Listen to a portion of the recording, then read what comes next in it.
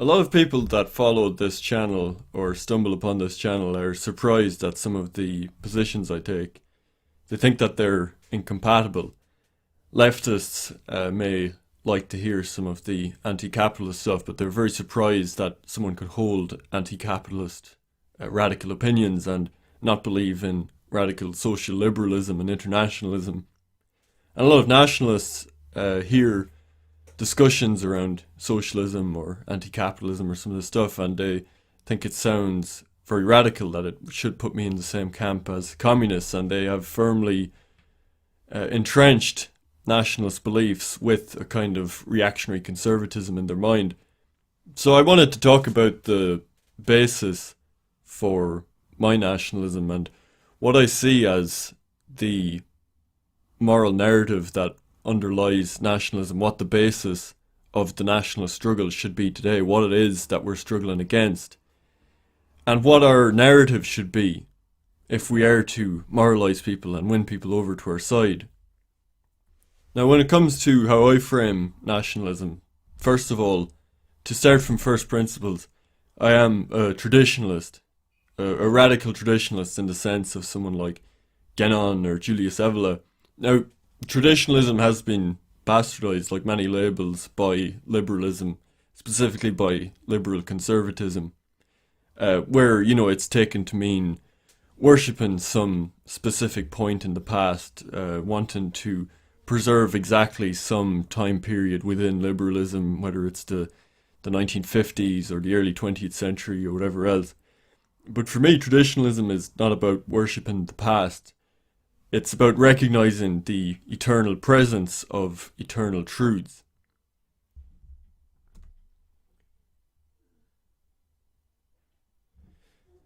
These truths manifest differently in different times and places through culture and religion and local customs. And the manifestation that it takes is natural law. And here I already run into disagreements with other nationalists. Because a mistake that many nationalists make is they believe that a recognition of universal truth necessitates universalism.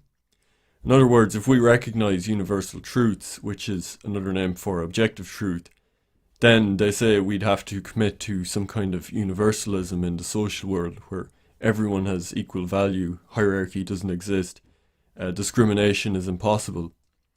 But to me, this is a contradiction. It's the recognition of universal standards that make hierarchy possible to begin with. And universal truth can manifest in diversity and take heterogeneous forms. It's materialism and relativism, I believe, that has led to the nihilistic drive to equalize the world, not a recognition of universal truth. And it's this desire that not only forces the equalization of everyone, but also the destruction of national and cultural distinctions. Because if nothing exists except matter and flux, then we are nothing but biological machines. Our behaviour means nothing beyond a mechanical reaction to outside stimuli, and then the tendency is towards the rule of technics. If materialism is true, then all that we're left with is techniques. Biological and cultural diversity, religious and ethnic traditions have no value in this worldview. Nature becomes something to be conquered and exploited, because the idea of a natural law or harmonious living with nature is also a fiction. And this is what it means to say that capitalism and communism are both materialist doctrines. The communist utopian vision imagines a global society in which we're totally free of natural constraints. The capitalist envisions a global marketplace of individuals partaking in the endless technological progress of ever-increasing standards of living, which they equate with a rise in our ability to purchase consumer goods and extricate ourselves from nature. In neither of these doctrines there's a recognition of anything beyond the individual, anything eternal, anything natural. The right and the left wing on a liberal compass are both advancing to an ideal of a transhumanist utopia, in which people are born free of natural constraints, and in which identity is something to be chosen. The capitalist sees identities other than consumer identities as barriers to commodification. The capitalist wants you to have no identity beyond the transient one you purchase.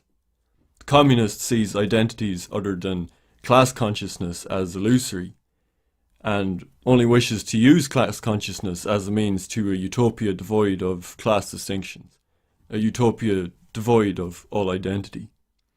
The left and the right are both waging a war against identity, against the qualitative in favour of the quantitative good of blind material progress. Now, there's much divergence among nationalists about what exactly is the nature of the nationalist struggle today, what exactly we're struggling against, and what the moral basis of that struggle is, if there is one at all. I've spent a lot of time pushing back against the idea that nationalists are people that want to rule over others, that they're masking their colonial desires in the guise of nationalism, or that nationalists are just racist reactionaries who are firmly wedded to capitalism. But the fact is that for many that is the case.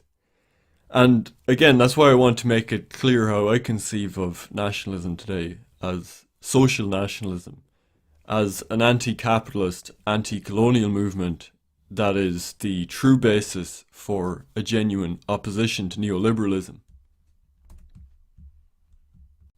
Now, depending on who you ask, you'll be told that the elimination of national distinctions, the move to globalism, is anything from an elite Masonic project that's been orchestrated over centuries to a communist plot to bring in global communism.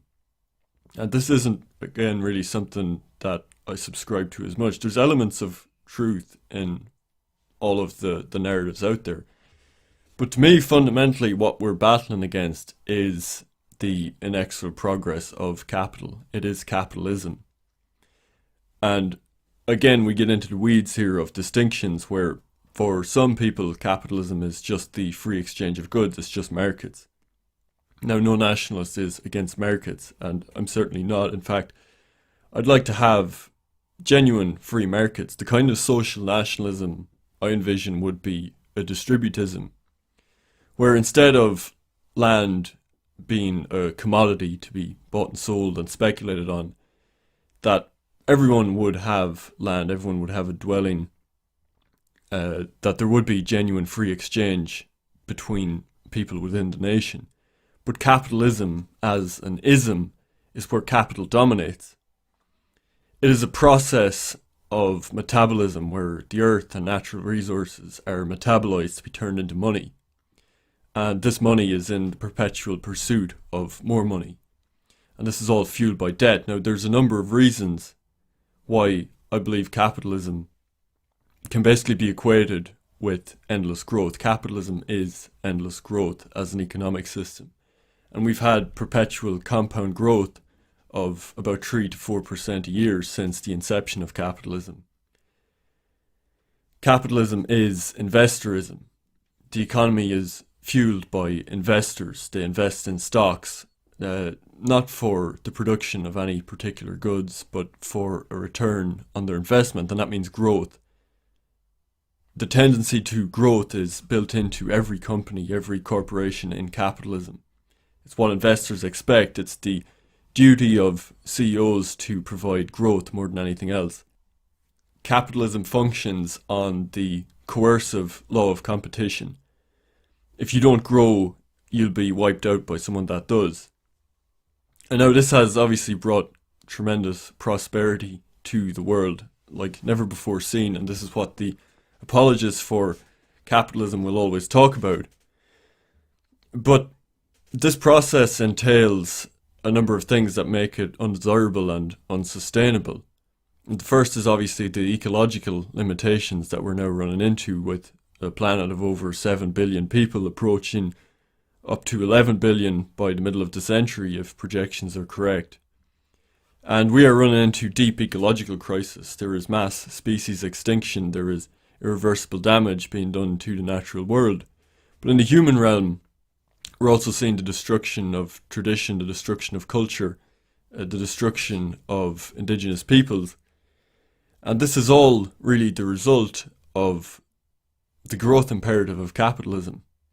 And commodification is also something that is fundamentally incompatible with the preservation of natural or traditional or folkish ways of living. Capitalism entails commodification. Things have to be turned from the qualitative to the quantitative.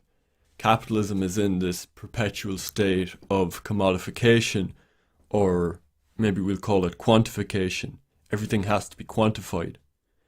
But the problem with that is there are qualitative truths to life, there are qualitative realities which have much more value than the quantitative, but which capitalism and which the technological society cannot take account of. All that exists for the materialist is the quantitative. And so what we witness when we talk about cultural Marxism, or when we talk about woke leftism, this is really, to me, the process of quantification. It's the process of commodification, because traditionalism is a barrier to commodification. It's a lot harder to sell pornography, to get people using an OnlyFans, if the society you're trying to sell it to is religious. It's a lot harder to have people so alienated that they turn to filling the feeling of a void in their life with consumer products if they have strong families, if they have strong communities, if they're part of a nation. So these things, the feeling of ethnic kinship, strong families, faith, these are things that are barriers to commodification, and so it is just a inevitability that capitalists and capitalism will come into conflict with these, and will inevitably have to break down these inborn identities to leave people identityless consumers that have to then purchase transient consumer identities in the marketplace. And this basically, I believe, is the process that we're witnessing and what it is that we are fighting against. And this is why I believe that nationalism is the genuine anti-capitalism today. Because the left, the communist or anarchist left, share an ontology with the capitalists. They share their materialism, they share their disdain for inborn identities, for faith, for family, for folk, these things that should be the bedrock of the struggle against capitalism. And so the left are serving as the battering rams of the international capitalists against these things that are the natural barriers to the capitalist commodification process. If you read any of the literature, the academic literature on nationalism, it always tends to equate nationalism with the state, and so it sees nationalism as something that elites use for their benefit, and that's often the case. But it often ignores the anti-colonial nationalism. Places like Scotland and Ireland, places where nationalism was in opposition to the regime, like Ukraine against the Russian Empire. Because this presents a challenge to the liberal understanding of things. Nationalism isn't something that's constructed as a kind of false consciousness, but it is something that's primordial and that often pre-exists the state. And we have plenty of examples of ancient nationalisms that pre-existed the modern Westphalian notion of the state. And just as the anti-colonial nationalisms of the 20th century were in opposition to the imperialism of the 20th century of something like the British Empire, I believe again that a folkish anti-colonial nationalism can serve as the basis for a genuine opposition to and resistance against neoliberal, neo-colonial capitalism. And this is where the conception of neocolonialism comes in. Now, colonialism to me is the exploitation of a subject people by colonial power. And I would define neocolonialism, this is kind of my own definition, where colonialism changes from coercion to consent. The means of colonialism today isn't the musket, but it's the dildo. The LGBT parades in Japan, the Black Lives Matter marches in Western Europe, this is the form that colonialism takes today. This is neocolonialism.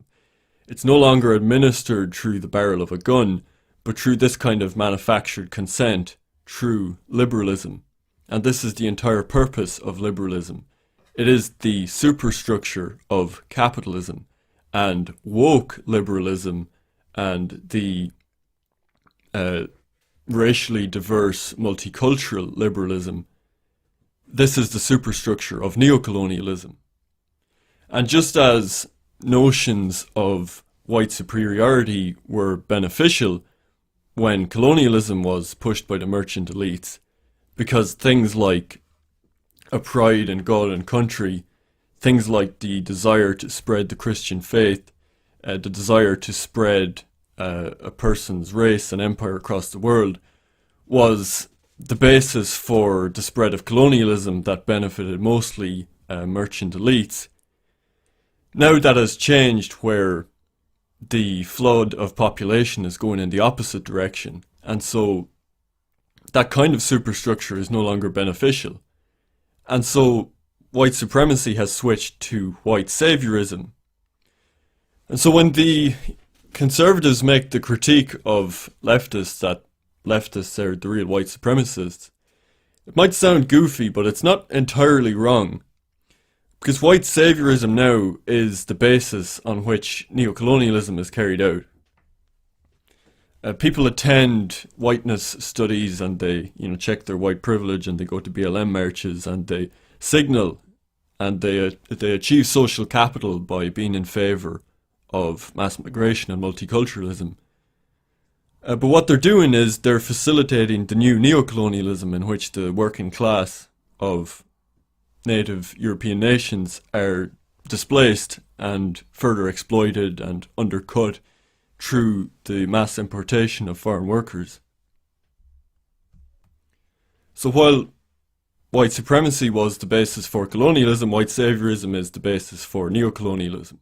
It's the switch from coercion against native populations carried out by colonial powers to consent through propaganda and through social liberalism.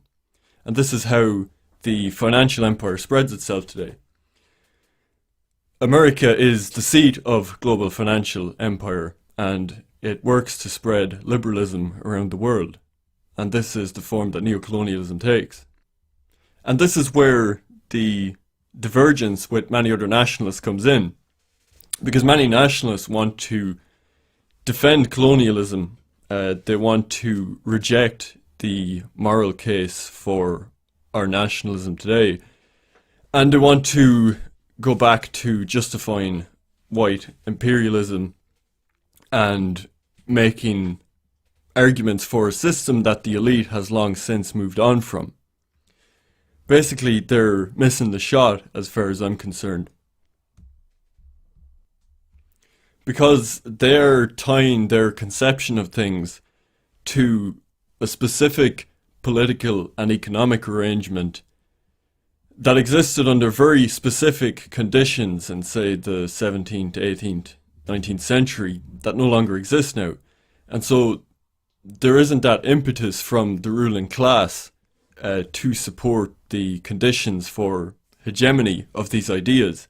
And so they're inevitably fighting a losing game, and they inevitably play into the enemy's hands, where nationalists can be portrayed as supremacists, which therefore gives further social capital and gives a stronger moral framing to people that promote white saviorism, to the liberals that can feel good about themselves for opposing the white supremacists while engaging in creating the conditions for neocolonialism themselves. So this is why I believe it's important that we frame our struggle as anti-capitalist. And I think that we have made a great mistake, oftentimes nationalists generally, in presenting nationalism as a reactionary conservative ideology rather than as a revolutionary socialist ideology. And this is why I felt compelled to push back against the people that promote a very Nietzschean might is right approach to our struggle. Because the only strength that we have right now, we have no institutions, we have no media, we have no great elite donors We have no elite faction anywhere to speak of. And yet we do attract people, we win people over. And we win them over because we have truth on our side and we have a compelling moral narrative. And it's just obvious that if you're fighting a kind of ideological battle, that you play to your strengths, that you force the enemy to fight where they're weak. And where the ruling class is weak is on the plane of moral argument, on the fact that the system that they're promoting is depraved, that it is destroying these qualitatively good things. They're promoting a system that is fundamentally anti-human. And so if we're talking about our desire to rule over other people, or if we're talking about the spook that is morality or a moral narrative, and saying that, you know, if we had power, we would basically do whatever is in our interest, regardless of the costs, and that we would wage war against other people, and that we don't make any moral judgment of anyone, including the people in charge now, that everything is relative. If we take this kind of framing, then we really have nothing to oppose the establishment with. And it's not even practical. This is the paradox of absolute pragmatism, is pragmatism isn't very pragmatic. Because people that believe that there is no moral case for nationalism, that life is just a struggle of power and that whoever wins deserves to win in virtue of them winning, that's not moralizing for people. You might look back and say that, well, you know, were the Romans motivated by moral arguments when they were conquering and subjugating subject peoples? And of course there's a point to be made there. But we are a tiny dissident movement in which people have to make great personal sacrifices.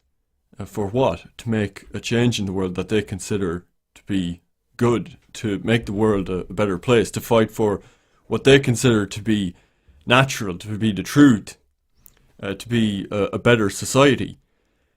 And so maybe it's better to compare our struggle to something like the early Christians, where they triumphed because they had such a powerful moral narrative that they were willing to die in the hundreds for their beliefs, to suffer martyrdom for their beliefs. And this kind of struggle may well come down not to who can inflict the most damage, but to who can suffer the most pain. And it is only a powerful moral narrative that is going to present that.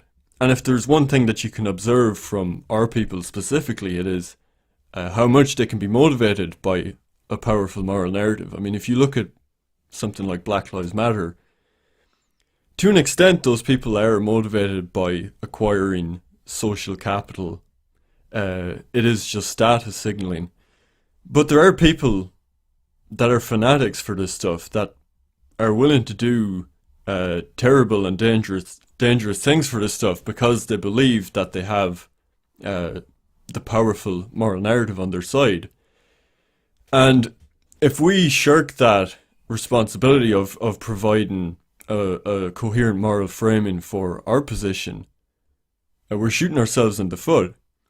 Because again, we're giving up in the area where I believe that we're the strongest. So while, you know, for any nationalist, their struggle is always going to be first and foremost for their own people, and the struggle right now to a large extent is showing people that it is okay to take their own side and to reject this brainwashing that's been done on them for so long. There is a moral framing to our struggle that is universal and that places us outside of the accepted categories provided by the system. You know, all these discussions were sparked earlier in the year over the issue of Palestine, when a lot of people pushed back against me for saying that our struggle was similar to the Palestinians and that we should take a moral stance and side with the Palestinians. And the common objections were, one, that we should just take our own side and that there is no universal moral basis for it, and so we shouldn't concern ourselves with other national struggles.